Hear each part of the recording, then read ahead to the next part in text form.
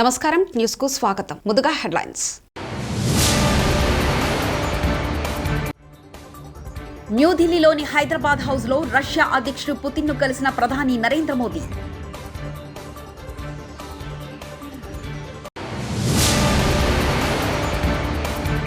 సాయుధ దళాల పతాక దినోత్సవ నిధికి సీఎం జగన్ భారీ విరాళం.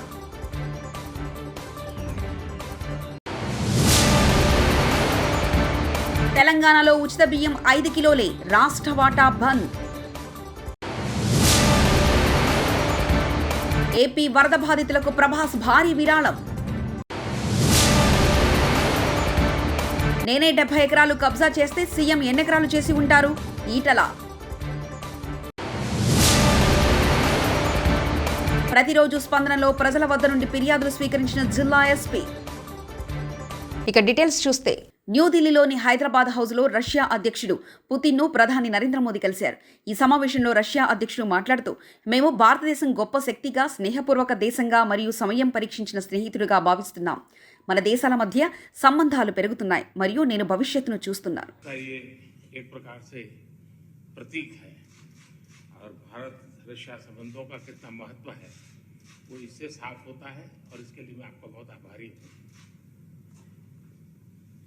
Ваше превосходительство, мой дорогой друг, президент Российской Федерации Владимир Владимирович Путин, приветствую вас в день для 21-го ежегодного двустороннего саммита. Я также приветствую всех членов делегации Российской Федерации. Я знаю, что за последние практически 2 года это только ваш второй визит за рубежом. Это свидетельствует о вашей личной приверженности нашим отношениям.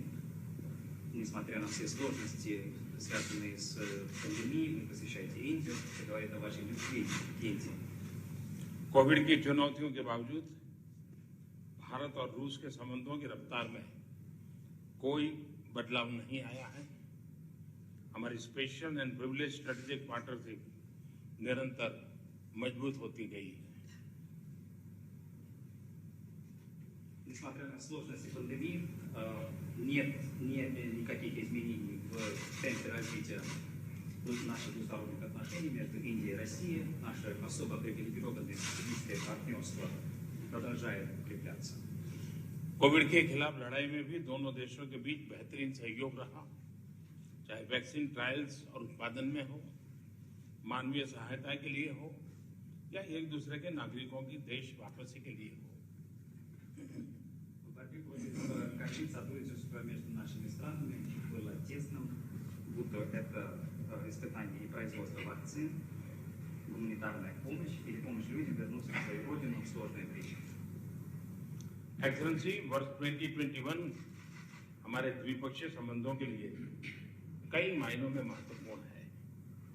इस वर्ष 1971 की treaty of peace, friendship and cooperation ప్రధాని నరేంద్ర మోదీ డిసెంబర్ 7న సమాజ్వాదీ పార్టీపై పరోక్షంగా విరుచుకుపడ్డారు మరియు ఉగ్రవాదుల పట్ల కనికరం చూపేందుకు ఉత్తరప్రదేశ్లో ఎర్రటోపీలు ప్రభుత్వాన్ని ఏర్పాటు చేయాలనుకుంటున్నారని అన్నారు.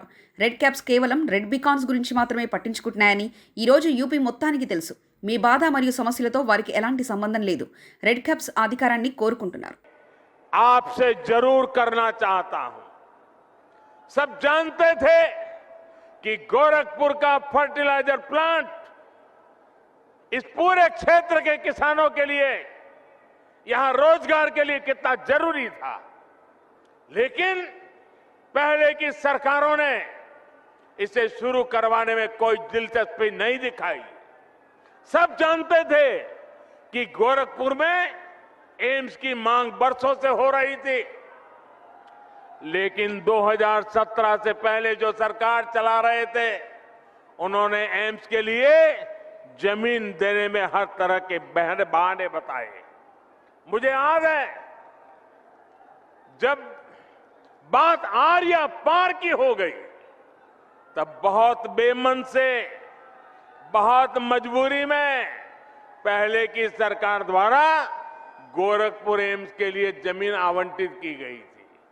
साथियों, आज का ये कार्यक्रम उन लोगों को भी करारा जवाब दे रहा है जिन्हें टाइमिंग पर सवाल उठाने का बहुत शौक है। जब ऐसे प्रोजेक्ट पूरे होते हैं तो उनके पीछे बरसों की मेहनत होती है, दिन रात का परिश्रम होता है। ये लोग कभी इस बात को नहीं समझेंगे कि कोरोना के इस संकट काल में भी डबल इंजन की सरकार विकास में जुटी रही, उसने काम रुकने नहीं दिया। मेरे प्यारे भाइयों बहनों, लोहिया जी, जयप्रकाश नारायण जी के आदर्शों को, इन महापुरुषों के अनुशासन को గోరఖ్పూర్లో జరిగిన బహుళ అభివృద్ధి ప్రాజెక్టు ప్రారంభోత్సవ కార్యక్రమంలో డిసెంబర్ 7న ప్రధాని నరేంద్ర మోదీ గత ఉత్తరప్రదేశ్ ప్రభుత్వాలు రాష్ట్రంలో అభివృద్ధిని శ్రద్ధ వహించడం లేదని నిందించారు. రైతులకు మరియు ఉపాధికి గోరఖ్పూర్ ఎరువుల కర్మాగారం యొక్క ప్రాముఖ్యత అందరికీ తెలుసు. भाइयों बहनों, आपको विरासत में जो मुसीबतें मिली हैं, हम नहीं चाहते हैं कि आपको ऐसी मुसीबतें विरासत में आपके संतानों को देने की नौबत आए। हम ये बदलाव लाना चाहते हैं। पहले की सरकारों के वो दिन भी देश ने देखे हैं जब अनाज होते हुए भी गरीबों को नहीं मिलता था। आज हमारी सरकार ने सरकारी गोदाम गरीबों के लिए खोल दिए हैं और योगी जी पूरी ताकत से हर घर अन्न पहुंचाने में जुटे हुए हैं। इसका लाभ यूपी के लगभग 15 करोड़ लोगों को हो रहा है। हाल ही में पीएम गरीब कल्याण अन्न योजना को होली से आगे तक के लिए बढ़ा दिया गया है। साथियों, पहले बिजली सप्लाई के मामले में यूपी के कुछ जिले वीआईपी थे, वीआईपी। योगी जी ने यूपी के हर जिले को आज वीआईपी बनाकर बिजली पहुंचाने का काम किया है। आज योगी जी की सरकार में हर गांव को बराबर और भरपूर बिजली मिल रही है। पहले की सरकारों ने अपराधियों को संरक्षण देकर यूपी का नाम बदनाम कर दिया था। आज माफिया जेल में है और निवेशक दिल खोलकर यूपी में निवेश कर रहे हैं। यही डबल इंजन का डबल विकास है। इसलिए डबल इंजन की सरकार पर यूपी को विश्वास है। సాయుధ దళాల పతాక దినోత్సవ నిధికి సీఎం జగన్ విరాళాలు అందించారు.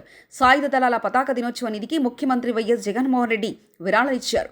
AP Sainik welfare director brigadier V Venkatareddy, VSM retired సైనిక సంక్షేమ శాఖ ఉన్నతాధికారులు మంగళవారం ముఖ్యమంత్రి క్యాంపు కార్యాలయంలో సీఎం వైఎస్ జగన్ను మర్యాదపూర్వకంగా కలిశారు.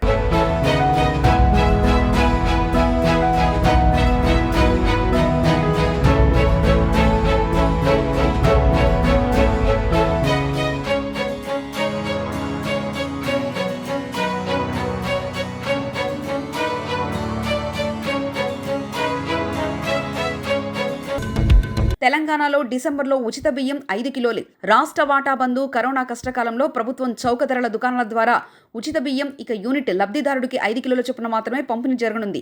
కేంద్ర ప్రభుత్వం ప్రధానమంత్రి గరీబ్ కళ్యాణ్ అన్న యోజన పథకం పీఎం జీకేవై కింద ఉచిత బియ్యం పంపిణీ ప్రక్రియ గడువు 2022 మార్చి వరకు పొడిగించి కోటా విడుదల చేసినప్పటికీ రాష్ట్ర కోటాపై నిర్ణయం జరగలేదు. నేనే 70 ఎకరాలు కబ్జా చేస్తే సీఎం ఎన్ని ఎకరాలు చేసి ఉంటారు? ఎమ్మెల్యే స్థాయిలో ఉన్న నేనే రైతులను బెదిరించి 70 ఎకరాలు అసైన్ భూములను తీసుకుంటే ముఖ్యమంత్రి స్థాయిలో ఉన్న కేసీఆర్ ఇంకెంతమందిని భయపెట్టి హైదరాబాద్, కొండాపూర్, రంగారెడ్డి వంటి ప్రాంతాల్లో ఎన్ని వేల ఎకరాలు తీసుకుని ఉంటారు? నాదైతే తొండలు కూడా గుడ్లు పెట్టిన భూమి అని హుజరాబాద్ ఎమ్మెల్యే ఈటెల రాజేందర్ వ్యాఖ్యానించారు. ఏదైనా విపత్తు సమయంలో అన్ని దేశాలు కలిసి నిలబడడం చాలా ముఖ్యం మరియు కోవిడ్ యొక్క విభిన్న ఉత్పరివర్తనాల కోసం అందరూ సిద్ధంగా ఉండాలని defence staff chief CDS general Bipin Rawat December 7న అన్నారు. పాన్ X21 కర్టెన్ రైజర్లో మాట్లాడుతూ సిడిఎస్ రావత్ ఇలా అన్నారు. Floods in areas where we hardly had any rain, and this is not just in our country, it is happening in every nation. And to top it all, now we have virus generated pandemics for which we have to be prepared for in the future. When you have such pandemics, these pandemics do not remain confined to one nation's boundaries. They travel across from one nation to the other. And therefore to state that individual nations on their own are responsible for taking care of the people is not the best way forward. I think it has to be a joint response, and we have to develop joint response mechanisms. And I think PAN X21 is one good method of getting together to see how we can prepare for the future, look at the present and prepare for the future. First, of course, we have to look at COVID itself. We find that there are variants now coming in, the Omicron is there. Whether it is going to again mutate into something else, we need to be prepared for, and I think the medical fraternity in particular will have to get the act together to find ways and means of overcoming such pandemics. The other issue that I wish to highlight is that is this also becoming the new kind of warfare? And if this is the future warfare, and that biological warfare is somehow beginning to take shape, then once again I think we amongst our BIMSTEC nations need to act together and strengthen our effort to make sure that our nations do not get affected by such kind of diseases, virus, and we must be able to protect ourselves from any such thing happening. And to top it all, let me tell you that the armed forces of any country will have to step in wherever such a natural disaster or a pandemic takes place. So I think it is important for us in uniform, men and women in uniform, to see how best we can support our nations. పార్లమెంట్లో అసభ్య పదజాలం ఉపయోగించిన ఎంపీలపై చర్యలు తీసుకోవాలి. TDP polit bureau సభ్యులు Varla Ramayya media సమావేశం. చాలా విచిత్రం. ఆనాడు విశ్వవిఖ్యాత నట సార్వభౌముడు స్వర్గీయ నందమూరి తారక రామారావు గారు పద్మశ్రీ అవార్డు తీసుకోవటానికి అక్కినేని నాగేశ్వరరావుతో కలిసి ఢిల్లీ వెళ్ళారు. అక్కడ ఇందిరాగాంధీ గారికి పరిచయం చేశారు వీళ్ళిద్దరిని. తెలుగులో మహానటులమ్మ వీళ్ళిద్దరు అని చెప్పి పివి నరసింహరావు గారు పరిచయం చేశారు. అక్కడ ఆయన తెలుగువాడే. I know these are Madrasis. మద్రాసీలు నాకు తెలుసు. ఎన్టీ రామారావు గారు అప్పుడే no madam, we're not Madrasis, we're Telugu people, we're from Telugu Desam. ఆనాడు పార్టీ కూడా రాలేదు. No madam, we're from Telugu Desam, we're from Andhra Pradesh అంటే ఇందిరాగాంధీ గారి మొహం మీద ఈయన అనేటప్పటికీ she felt little bit bad. వెనక్కి వెళ్ళిపోయారు ఆమె. ఆ రకంగా ఆనాటి నుంచి మేం మద్రాసీలం కాదు, మేం తెలుగు వాళ్ళం అని చెప్పి నినదించిన మహానుభావుడు స్వర్గీయ నందమూరి తారక రామారావు. ఇదంతా అయ్యా జగన్మోహన్ రెడ్డి గారు మీకు తెలియదని కాదు, అయ్యా రాంబాబు గారు మీకు తెలియదని కాదు. అబ్బో బ్రహ్మాండంగా మాట్లాడుతాను అవకాశం ఇస్తే తెలుగు మీద. వంశీ గారు మీరు అపర మేధావి మీకు తెలియదని కాదు. ఓ బూతుల మంత్రి నీకు తెలియదని కాదు. ద్వారంపూడి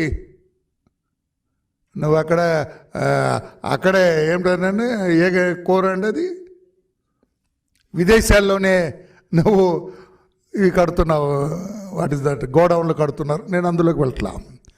నేను ఇది ఎందుకు చెబుతున్నానంటే తెలుగువాడి ఖ్యాతి, తెలుగు భాష ప్రాభవం దశ దిశలా వ్యాపింపజేసిన మహానుభావుడు స్వర్గీయ నందమూరి తారక రామారావు గారు. తెలుగు భాష వైభవం, దేశ భాషలందు తెలుగు లెస్స అన్నాయి. ఒక కర్ణాటక మహాప్రభు అన్నారు శ్రీకృష్ణదేవరాయలు గారు. అటువంటి తెలుగు అయ్యా జగన్మోహన్ రెడ్డి గారు, ఓ వైకాపా నాయకులారా, మీ ప్రభుత్వాల మీ దొంపల దగ్గర అప్రతిష్ట పాలవుతుంది కదా తెలుగు భాష అంటే అదో బూతుల మయం, అశ్లీల పదజాలంతో కూడుకున్నది. జున్ను ముక్క కన్నా, చెరకు గడ కన్నా, పంచదార కన్నా, పనస తొనల కన్నా తీయనైన భాష నా తెలుగు భాష అని పెద్దలు ఘోషిస్తే, మీ దొంపల దగ్గర మీకు ఓట్లేసి గెలిపించి ప్రజలు మీకు అధికారం ఇస్తే తెలుగు అంటే బూతులమయం. బూతులు నేనేం చెప్పను, అదే బూతులు అర్థం చేసుకోండి. ఇక నేను నా నోటితో బూతుల మయం చేసి ఇదే మా భాష అన్నట్లుగా చేసినారే. మొన్న ఏం జరిగింది శాసనసభలో? ఎంత అశ్లీలంగా మాట్లాడినారు ఈ దుష్ట చతుష్టయం. ఆనాడు కౌరవ సభలో దుర్యోధనుడు, దుశ్శాసనుడు, కర్ణుడు, శకుని వీళ్ళ నలుగురిని దుష్ట చతుష్టయం అనేవాళ్ళు కౌరవ సభలో ఆనాడు. ఈనాడు ఈ అభినవ ప్రాక్టికల్ పేరుతో 17 మంది బాలికలపై ప్రిన్సిపల్ అత్యాచారం. విద్యాబుద్ధులు నేర్పించాల్సిన ఉపాధ్యాయుడు కామాంధుడిగా మారాడు. విద్యార్థులకు బంగారు భవిష్యత్తును అందించాల్సిన గురువు బాధ్యతను మరచి పైశాచికంగా ప్రవర్తించాడు. పరీక్షల పేరుతో పాఠశాలకు పిలిచి విద్యార్థులపై అగత్యానికి ఒడిగట్టాడు ఓ కీచకుడు. జీఎస్టీ పరిహారం కింద ఏపీకి 543 కోట్లు విడుదల.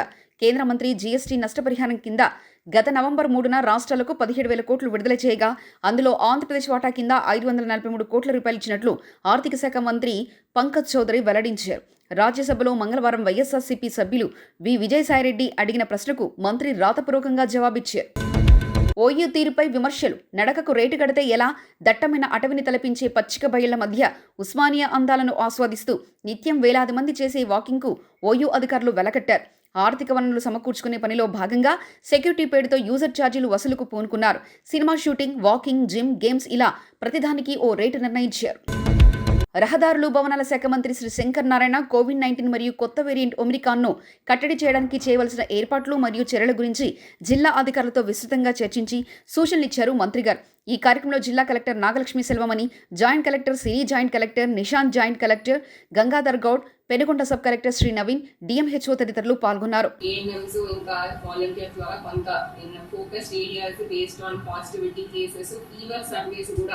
హాట్స్పాట్స్ ఏమైనా తయారవుతుందా, ఏషియన్ సెంటర్స్ కానీ ఇవన్నీ కూడా ఒక వేరే పద్ధతిలో రెడీ అవ్వడం జరిగింది. సో దానికి సంబంధించి కూడా అన్ని కూడా రీవెరిఫై చేసుకోవాల్సిన నెసెసిటీ ఉంది.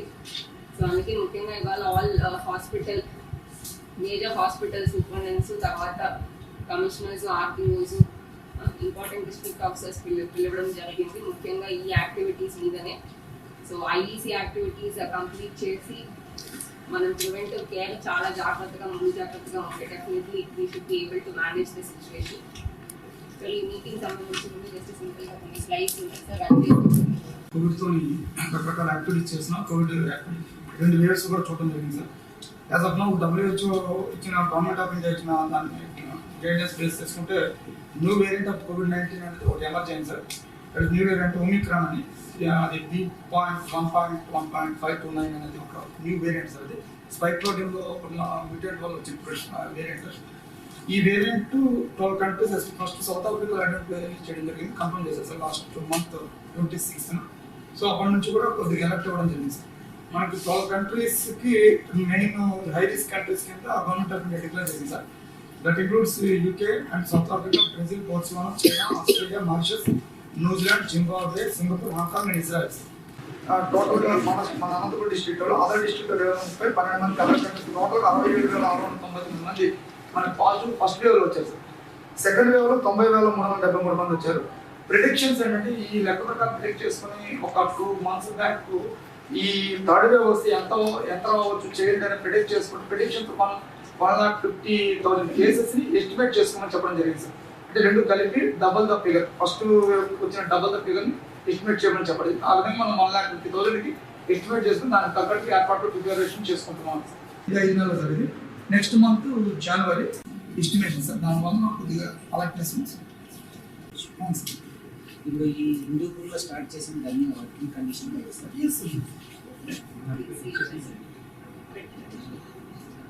ఇమీడియట్గా అవసరమే. అవును సార్. అవును సార్. దానికి సంబంధించి అంటే ఏమన్నా అంటే ఓవరాల్ దాని సర్వీస్ ఏమైనా చేయాల్సింది మళ్ళీ ఒక 3 days నుంచి అందరినీ మళ్ళీ చెక్ చేయాలని సర్వీస్ మెన్ బయోమెడికల్ వాళ్ళని తీసుకెళ్ళి ఏపీఎల్ తీసి ఆఫ్టర్ యూటిలైజేషన్ మనకి ఎలా దాన్ని అయిపోతే క్లీన్ చేయాలని ఇప్పుడు మన మీడియా అది మన బాధ్యత అనేది మెయిన్ గా వాళ్ళకి చెప్పాల్సి ఉంటుంది.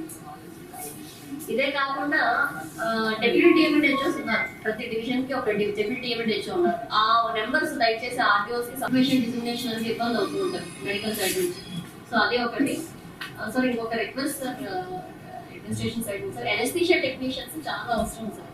అది ఒక్కళ్ళదే నోటిఫికేషన్ మాకు రాలేదు. మిగతా అన్ని ఫిల్అప్ చేసాము. చాలా వరకు ఎఫ్ఎన్ఓస్ ఎంఎన్ఓస్ స్టాఫ్ నర్స్ అంతా ఎంగేజ్ చేస్తున్నాం సార్. డాక్టర్స్ కూడా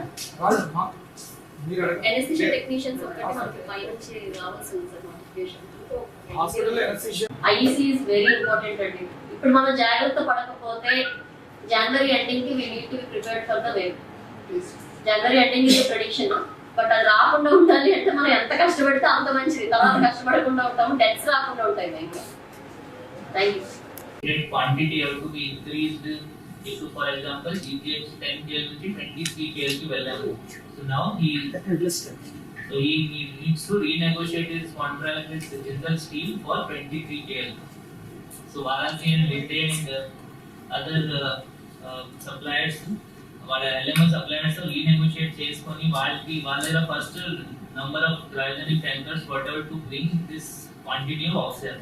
ఇంత క్వాంటిటీ తీసుకురావడానికి సఫిషియెంట్ ట్యాంకర్ వెహికల్స్ ఉన్నాయా కాదా ఫస్ట్ అది ఒకటి చూసుకోవాలి. సెకండ్లీ సప్లయర్ ఎంత క్వాంటిటీ సప్లై చేయడానికి సిద్ధంగా ఉన్నారు, ఉండకపోతే ఇంకా వాట్ రేట్ పెంచడానికి అవసరం ఉంటే they have to first renegotiate there. మళ్ళీ హాస్పిటల్కి ఇన్ఫార్మ్ చేయాలి. They you have to take approval from this development collector madam that this is the new rate.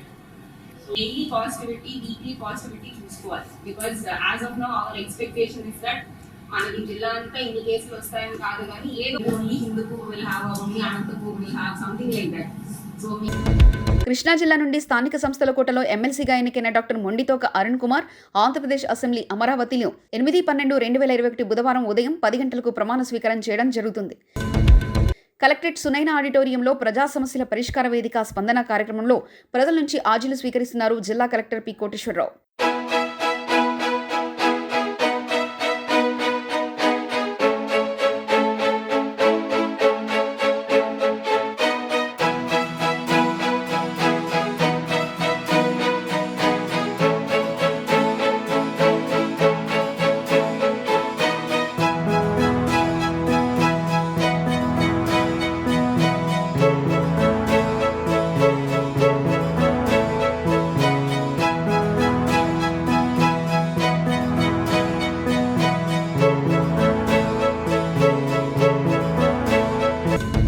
Prabhas మంచి మనసు, ఏపీ వరద బాధితులకు భారీ విరాళం. ఆంధ్రప్రదేశ్ వరద బాధితులకు తన మంచి మనసుతో ఆదుకోవడం. ఇటీవల ఆంధ్రప్రదేశ్లో వరదలు ముంచెత్తిన సంగతి తెలిసిందే. అందులో నష్టపోయిన వారిని ఆదుకునేందుకు ఏపీ సీఎం రిలీఫ్ ఫండ్కు 1 కోటి విరాళంగా ప్రకటించాడు. దీనికి సంబంధించిన చెక్కును త్వరలో సీఎం కార్యాలయానికి పంపనున్నాడు. గతంలో కరోనా సమయంలో ఈ పాన్ ఇండియా స్టార్ 2 తెలుగు రాష్ట్రాలకు చెరో 50 లక్షల చొప్పున విరాళం అందించాడు. ప్రధానమంత్రి సహాయ నిధికి మరో 3 కోట్లు ఇచ్చాడు. ఆంధ్ర గోల్కొండగా కొండవీడు చారిత్రక ప్రాభవానికి, తెలుగువారి పౌరుషానికి నిలువెత్తు దర్పణంగా నిలిచిన కొండవీడు ప్రాంతాన్ని పర్యాటక కేంద్రంగా మలిచేందుకు మాస్టర్ ప్లాన్ రెడీ అవుతుంది. మహోన్నత చరిత్ర, ప్రాచీన సంపద కలిగిన కొండవీడుకు పూర్వ వైభవం తీసుకొచ్చేందుకు రాష్ట్ర ప్రభుత్వం ప్రత్యేక దృష్టి సారించింది. జిల్లా వ్యాప్తంగా ప్రజలు ఎదుర్కొంటున్న ఎలాంటి సమస్య అయినా ధైర్యంగా వచ్చి ఫిర్యాదు చేసి వారి సమస్యకు పరిష్కారం పొందవచ్చని, ప్రతిరోజు వారితో మాట్లాడేందుకు వీలుగా ప్రతిరోజు స్పందన కార్యక్రమం నిర్వహిస్తూ వారి సమస్యలను స్వయంగా తెలుసుకోవడం జరుగుతుందని జిల్లా ఎస్పీ శ్రీ సిద్ధార్థ్ కౌశల్ ఐపీఎస్ గారు అన్నారు. ప్రతిరోజు స్పందన కార్యక్రమంలో ప్రజలు వారి యొక్క సమస్యలను ఎస్పీకి నేరుగా విన్నవించుకున్నారు.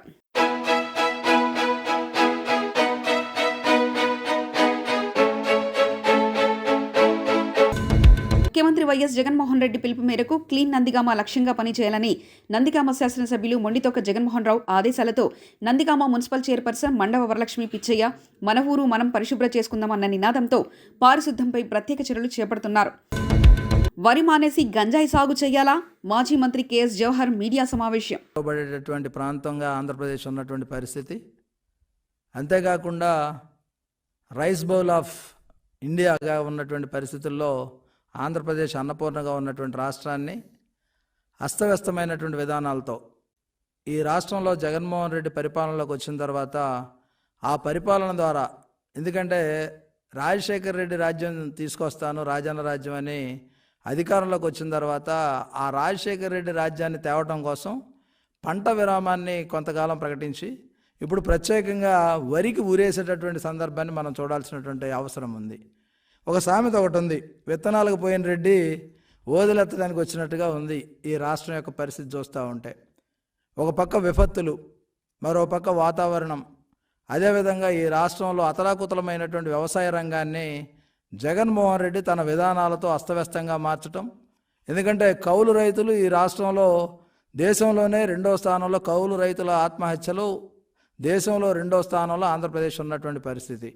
అదేవిధంగా రైతుల ఆత్మహత్యల్లో 3వ స్థానంలో ఉన్నటువంటి పరిస్థితి చూస్తూ ఉంటే ఈ రాష్ట్రంలో వ్యవసాయ విధానం ఏ విధంగా ఉంది, వ్యవసాయ రంగానికి ప్రభుత్వం ఇచ్చేటటువంటి ప్రాధాన్యత ఏ విధంగా ఉందనేది మనం ఒకసారి ఆలోచన చేయాలి. తెలంగాణలో యాసంగి పంట వేయొద్దంటే ఈయన బోర్ల కింద పంట వేయొద్దని చెప్తా ఉన్నాడు. ఒక పక్క జగన్మోహన్ రెడ్డి గారు ఏదైతే కేసీఆర్ గారిని ఫాలో అవటం, మరో పక్క తనకున్నటువంటి వనరులు ఏవైతే ఉన్నాయో వనరులను కూడా వినియోగించుకోకుండా ఈరోజు అస్తవ్యస్తంగా పరిపాలన చేస్తున్నటువంటి పరిస్థితి చూస్తూ ఉంటే వ్యవసాయ రంగం పూర్తిగా కుదేలైనటువంటి పరిస్థితి. చంద్రబాబు నాయుడు గారి ప్రభుత్వంలో ఆ రోజు వ్యవసాయ యాంత్రీకరణ జరగటం కానీ, దాంతోపాటుగా రైతు రథాలు ఇవ్వటం కానీ, అదేవిధంగా పూర్తి స్థాయిలో వ్యవసాయ యాంత్రీకరణ చేసినటువంటి పరిస్థితి, పట్టి సీమ ద్వారా ముందస్తుగానే నీళ్లు తీసుకొచ్చి పంటలను కాపాడిన పరిస్థితి ఆ రోజు ఉంటే, ఈరోజు పూర్తిగా నవంబర్ నెలలో తుఫాన్ల నెలగా ఉన్నటువంటి నవంబర్ నెలలో 13 జిల్లాల్లో ఉన్నటువంటి రైతులు ఈ తుఫానుకు గురైనటువంటి పరిస్థితి మనం చూస్తూ ఉన్నాం. అంటే ఒక ముందస్తు ఆలోచన లేనందువల్ల. అదేవిధంగా రియల్ టైం గవర్నెన్స్ అనేది చంద్రబాబు నాయుడు గారి ప్రభుత్వంలో ఉంటే అసలు ఏ గవర్నెన్స్ లేకుండా కేవలం తాడేపల్లి ప్యాలెస్లో ఆయన టైంపాస్ చేసేటటువంటి గవర్నెన్స్ని ఈరోజు తీసుకొని రైతులు నెట్టడమించినటువంటి పరిస్థితి చూస్తూ ఉన్నాం. నాగార్జున సాగర్ ఆంధ్ర తెలంగాణ రాష్ట్ర సరిహద్దు తనిఖీ చెక్పోస్ట్ వద్ద సుమారు 20 లక్షల ఎర్రచందనం స్వాధీనం. 2 మినీ బొలెరో ట్రాక్స్లో అక్రమంగా హైదరాబాద్ నుండి చీరాలకు చేపల మేత బస్తాల కింద తరలిస్తున్న ఎర్రచందనం తుంగల్ని పట్టుకున్న చెక్పోస్ట్ సిబ్బంది.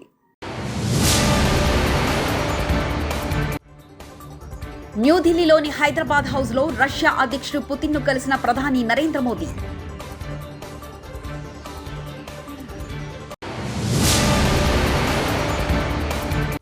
సాయుధ దళాల పతాక దినోత్సవ నిధికి సీఎం జగన్ భారీ విరాళం.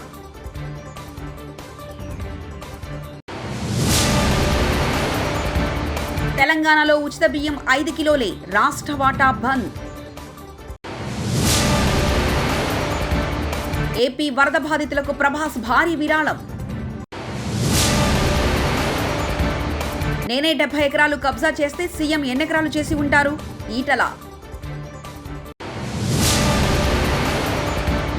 ప్రతిరోజు స్పందనలో ప్రజల వద్ద నుండి ఫిర్యాదులు స్వీకరించిన జిల్లా ఎస్పీ. ఇవి ఇప్పటివరకున్న అప్డేట్స్. మరో బులెటిన్లో మళ్ళీ కలుసుకుందాం. నమస్కారం.